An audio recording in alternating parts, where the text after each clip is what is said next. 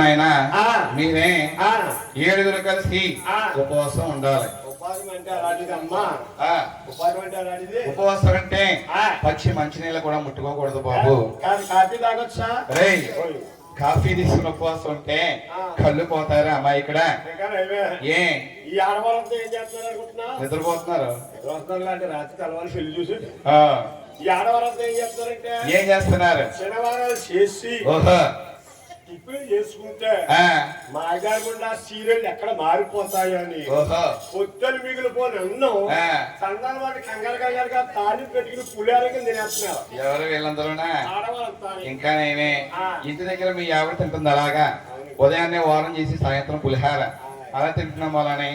రోజు సాయంత్రం 5:05 మీ ఆవిడకి 2 కళ్ళు కనిపించట్లేదు. మొన్న మీ ఆవిడని సీరియల్ దగ్గర చేయబట్టుకుని తీసుకెళ్తున్నాం అంటే 5 గంటలకి.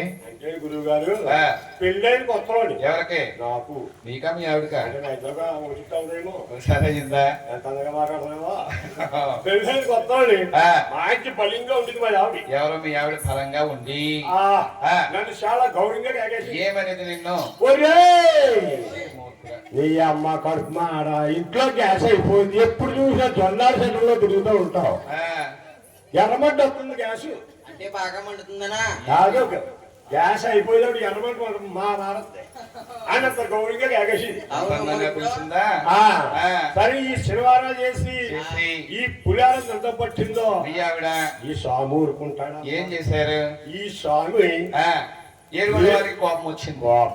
కోపం వచ్చి రేజెక్కడమ్మా రేజెక్కడ ఇది మీ ఆవిడకి వచ్చింది. రేజెక్కడ అయితే చూపుతాను. అప్పటి నుంచి నాకు అది అవసరం ఆవిడకి వచ్చి అచ్చి చాలా గౌరవంగా అచ్చి ఏమంది? అచ్చి కాదు చాలా గౌరవంగా ఏమంటుంది? అలాగే ఆవిడే కాగేది అండి. మా ఆవిడ కాగేస్తుంది. ఏమంటుంది నిన్ను? యామండి యామండి ఓ ప్యానేస్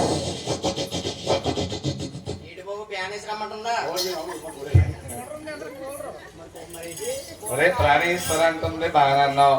లాస్ట్ మళ్ళీ ఈ చిచ్చిలేదురా. చిచ్చి పచ్చాయి పొట్టెక్కి చిచ్చి అనకూడదు. ఈ సన్నాసి కానీ ఆకలో కలిపేస్తుంది. శృతిలో కలిపేస్తుంది. అయితే మీ ఆవిడ ఆయన పిలిచిందా? అయిపోయి కళ్ళారా చూడకపోయినా చెవులారా ఆలగెత్తుదని చెయ్యబట్టుకుని కాళ్ళ దీపాలు నూతుల దీపాలు లేవు. కార్తీక దీపం సీరియల్ తీసుకెళ్దాం. మరి మీ ఆవిడ అటువంటి ఉపవాసం ఉన్నామని మీ ఆవిడ 2 కళ్ళు కనిపించట్లేదు. నాయన నేను చెప్పింది కటిక ఉపవాసం ఉంటారా నాయన? ఆ పక్కన 3 కూర్చున్నారు. మధ్యలో కూర్చున్నారు అమ్మాయి ఆనవం కన్నా. మీకు ఉదయాన్నే భోజనం టిఫిన్ ఎన్ని గంటలు తీసుకుని అలవాటు?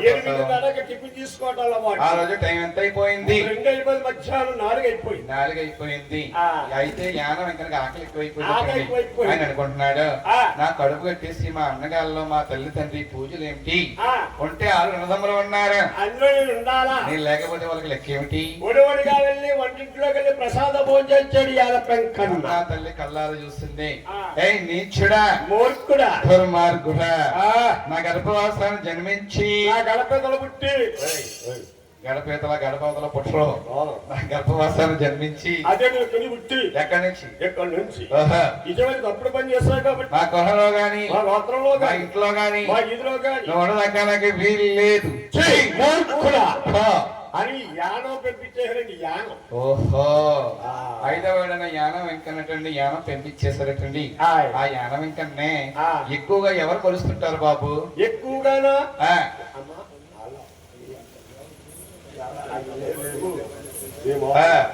అయ్యే ఎవరు కొలుస్తారు అనుకుంటున్నావు?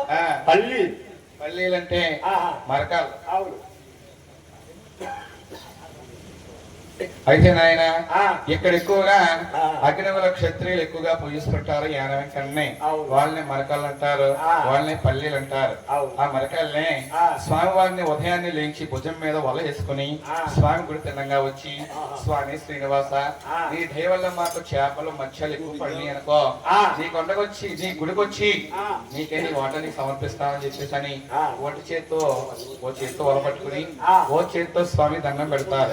అందుకే స్వామిని ఆ. ఒంటి చేత్తో దండం పెట్టేవే స్వామి అవును. శ్రీనివాసుడు యానవ స్వామి అంటారు. ఆ. నెలక నెలలో తీర్థం నెలకు నెలలు జరుగుతుంది. చాలా బ్రహ్మాండంగా జరుగుతోంది. ఆ. అక్కడికి తల్లి గారికి కొంతమంది కుమారులు జన్మించారు. 5 రెండవదే జన్మాలయ్యా. 5 కుమారులు జన్మించారు. ఆ. నాయన ఓయ్. అరవ గర్భమున వడపల్లె కన్నా స్వామి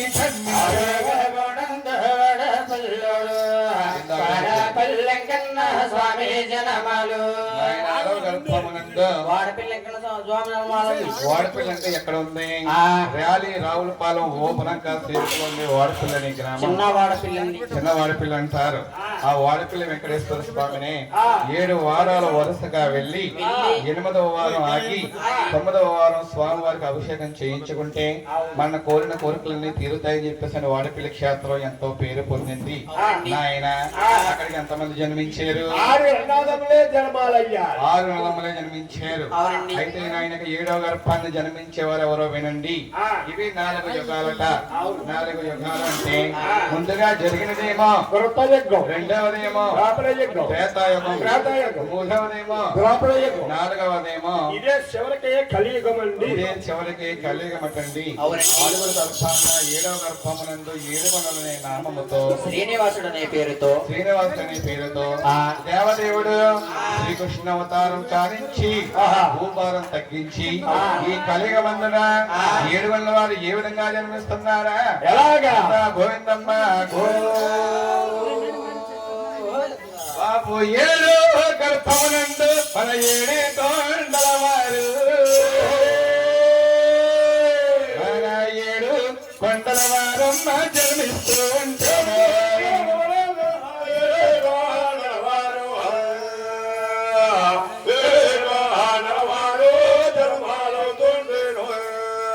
తర్వాత 7వ గర్భమునందు 7 కొండలనే నామముతో శ్రీనివాసుడు అనే పేరుతో ఆ దేవదేవుడు తల్లి పేరింటి గర్భాన జన్మిస్తుంటే ఏ విధంగా ఉందా? అక్కడ ఆకాశమంతాన అందమైపోయింది. దేవి అంతాన అరకి ముగ్గులు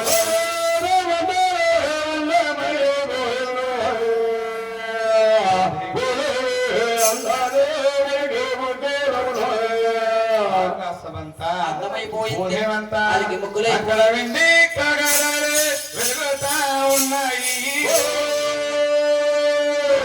కంచు కగడాలంతా కలుగుతా ఉన్నాయి.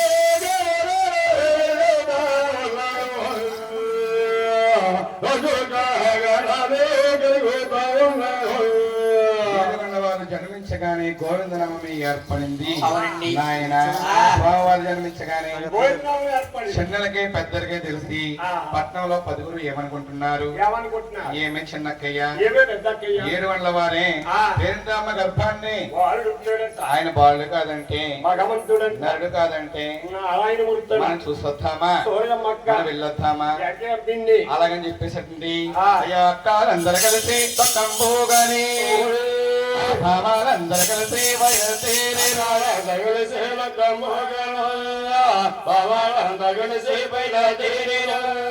అమ్మ 7 గంటల వారు తల్లి వారి గర్భాన్ని జన్మించగానే బాల వయస్సులో 7 గంటల వారిని చూడడానికి అక్కలందరూ బయలుదేరటండి. బామలందరూ కూడా స్వామి వారిని చూడడానికే వస్తా ఉన్నారు. అర్థాల్లో ఉన్న 7 గంటల వారిని తల్లి గారి ఉయ్యాలు జోలపాట్ల పడుతుంది. అమ్మ రెండమ్మ ఆడవాళ్ళందరూ రావాలి ఇక్కడికి. ఇప్పుడు స్వామి వారికి ఉయ్యాలు ఒప్పాలి.